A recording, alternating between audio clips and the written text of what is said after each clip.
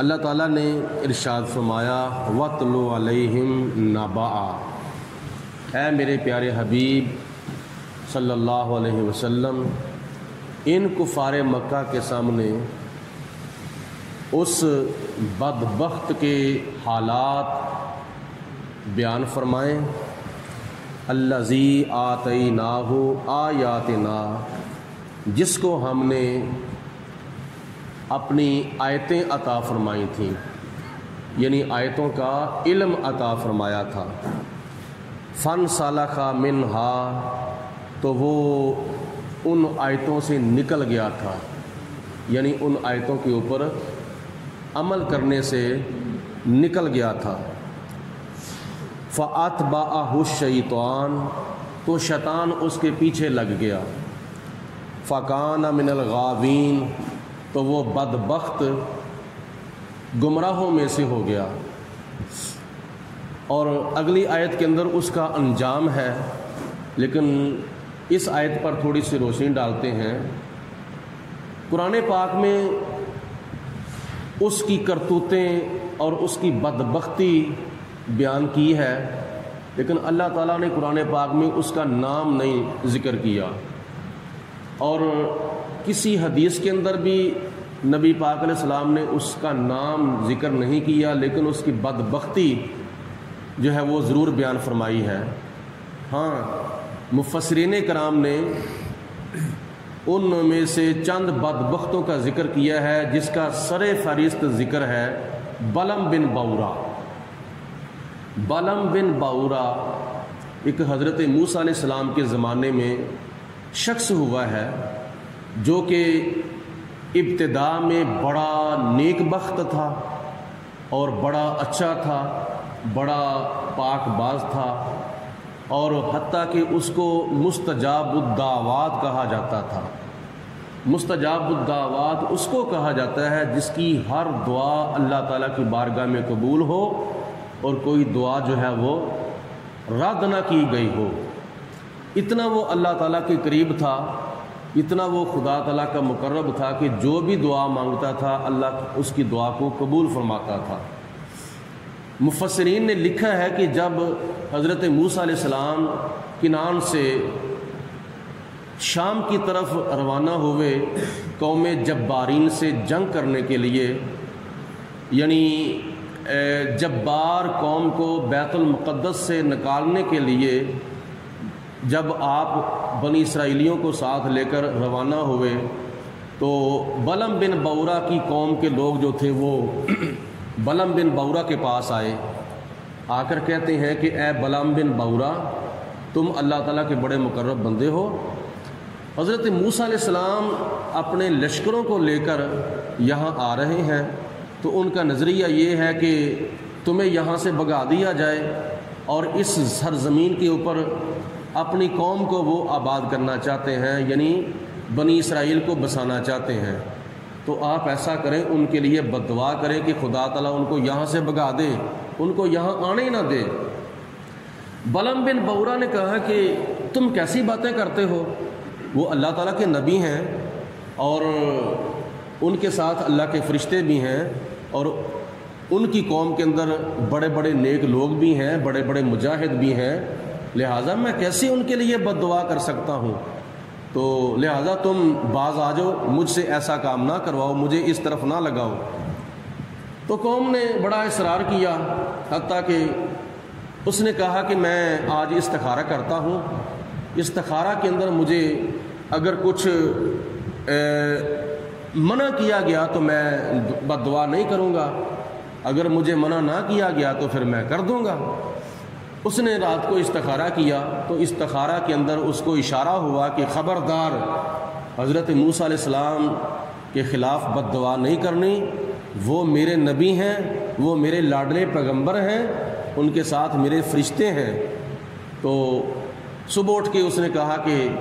لوگوں، بات یہ ہے کہ اللہ تعالیٰ نے مجھے منع فرمایا ہے کہ میں ایسا نہیں کر سکتا، میں نے استخارہ کیا ہے، استخارے سے مجھے جو چیز معلوم ہوئی ہے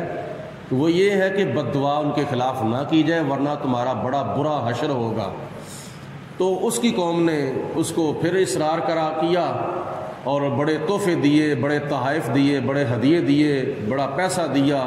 کہ آپ ایسا کرو کہ اگر آپ ان کے لیے بد دعا کرو گے تو ہم مزید آپ کو اور زیادہ کیا نا مال دیں گے، پیسہ دیں گے، یہ دیں گے، وہ دیں گے، آپ کی ہر ڈیمانڈ ہم پوری کریں گے۔ تو دوسرے دن پھر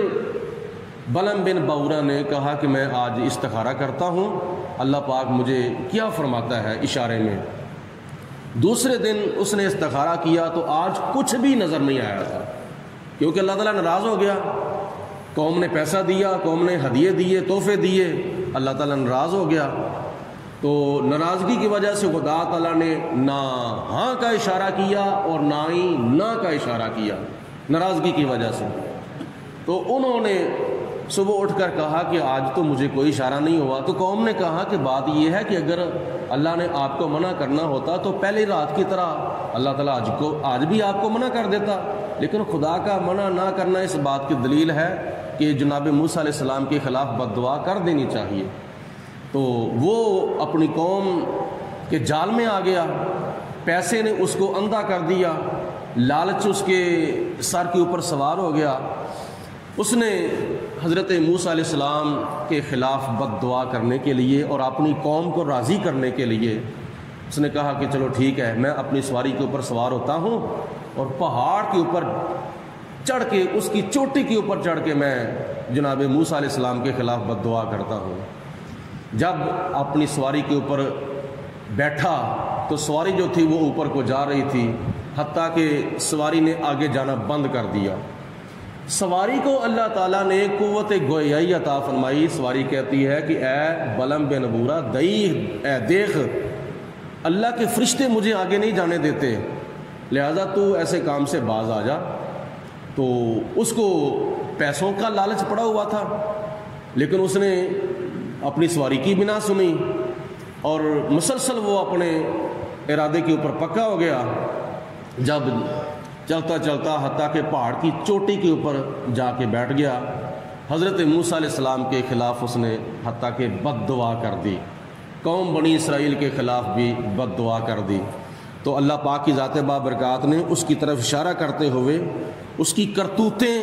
اور اس کی بدبختی، اس کی بدقسمتی اور اس کا انجام اللہ تعالیٰ نے بیان فرمایا۔ حتیٰ کہ یہ بھی روایات میں آتا ہے کہ جب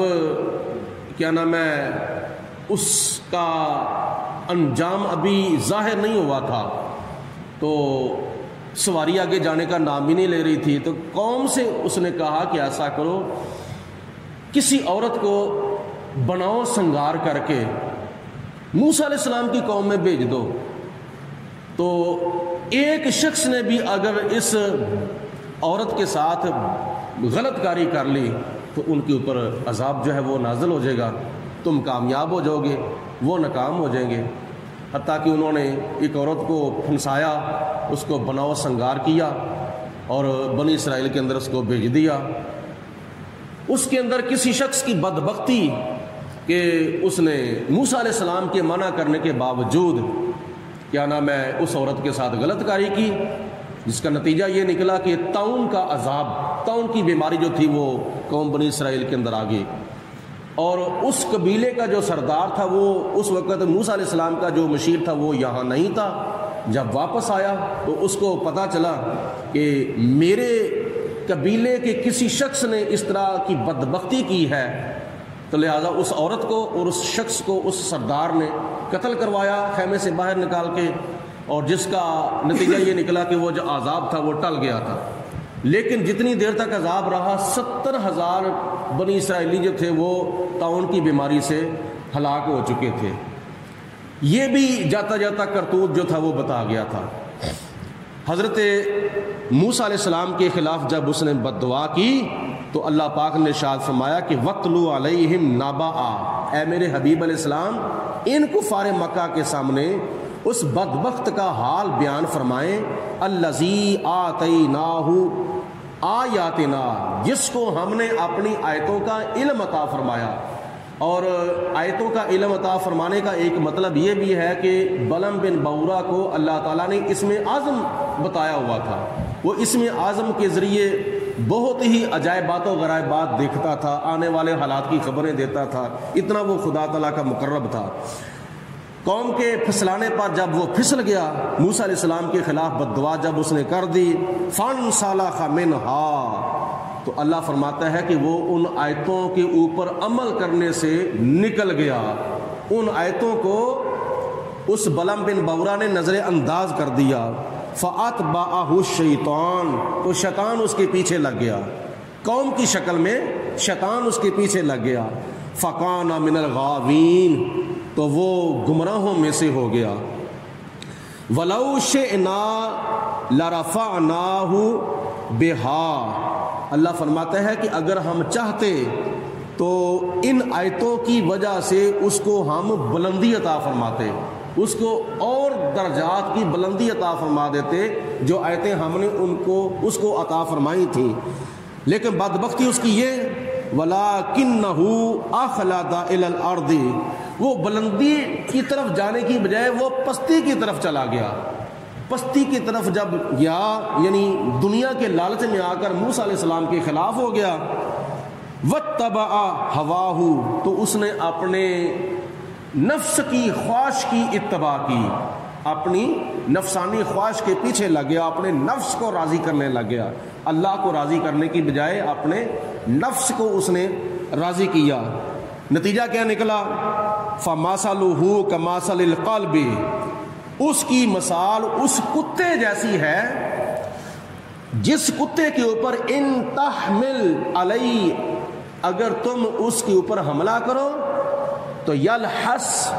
تو وہ زبان نکال کر ہانپتا ہے، اور او تترکہ یلحس، یا اس کو چھوڑ دو، اس کے اوپر حملہ نہ بھی کرو تو پھر بھی وہ اپنی زبان نکال کر ہانپتا ہے، یعنی اس کے اوپر تم حملہ کرو یا نہ کرو وہ زبان نکال کر بھونکتا ہے۔ اس کتے جیسی اس کی مثال ہو گئی کہ جو کتا بھونکتا ہے، اپنی زبان نکال کر ہانپتا ہے، یعنی اس شخص کو اللہ تعالیٰ نے اس کتے کے ساتھ تشبیہ دے دی جو ہلکا کتا ہوتا ہے۔ ذالک مثل القوم، یہ مثال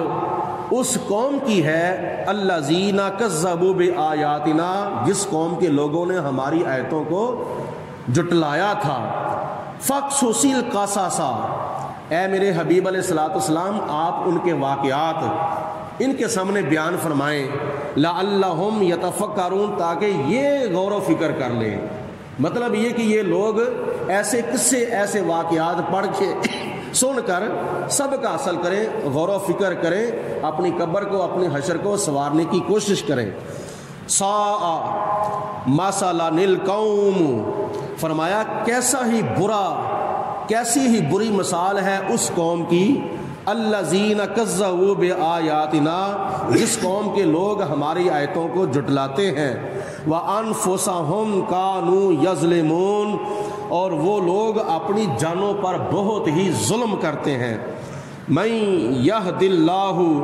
جس کو اللہ تعالی ہدایت عطا فرمائے، فہو المہتدی، تو وہی حقیقت میں ہدایت یافتہ ہے، اور ومن یضلل، اور جس کو اللہ تعالیٰ گمراہی پر رکھے، فاولئک هم الخاسرون،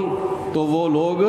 دونوں جہانوں میں نقصان اٹھانے والے ہیں۔ ان آیات بینات میں اللہ پاک کی ذات بابرکات نے بلعم بن بورا کی حقیقت بیان فرمائی ہے، اور اس کی بدقسمتی اور اس کی بدبختی اور اس کا انجام بیان فرمایا ہے، یہاں تک کہ اس کو کتے کے ساتھ تشبیہ دی ہے۔ مطلب یہ ہے کہ جو دنیا کی دولت کے پیچھے لگ کے اپنے دین کا سودا کر لے، اللہ تعالیٰ کے نبیوں کے خلاف زبان چلائے، دنیا کی دولت حاصل کرنے کے لیے، دنیا داروں کو راضی کرنے کے لیے اللہ کے پیاروں کی گستاخی کرے یا اللہ کے پیاروں کے خلاف نظریہ رکھے، تو اللہ تعالیٰ پھر اس کا حال جو ہے وہ کتے جیسا کرتا ہے۔ تو یہ ان واقعات میں سے ایک واقعہ ہے جس کو پڑھ کر ہم سبق حاصل کریں اور آخرت کو سنواریں، اللہ تعالیٰ سے ڈریں اور اللہ تعالیٰ کے جو پیارے ہیں ان کے ساتھ پیار کریں، ان کا ادب کریں، ان کا احترام کریں، چاہے وہ نبیوں کی شکل میں ہیں، چاہے وہ ولیوں کی شکل میں ہیں، چاہے وہ صحابہ کی شکل میں ہیں، چاہے وہ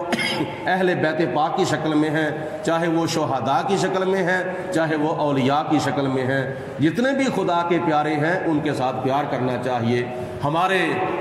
حضور قبلہ عالم پیر طریقت راہبر شریعت علامہ الحاج پیر مفتی ابو داؤد محمد صادق صاحب قادری رضوی رحمۃ اللہ تعالی علیہ اکثر اپنے بیانات میں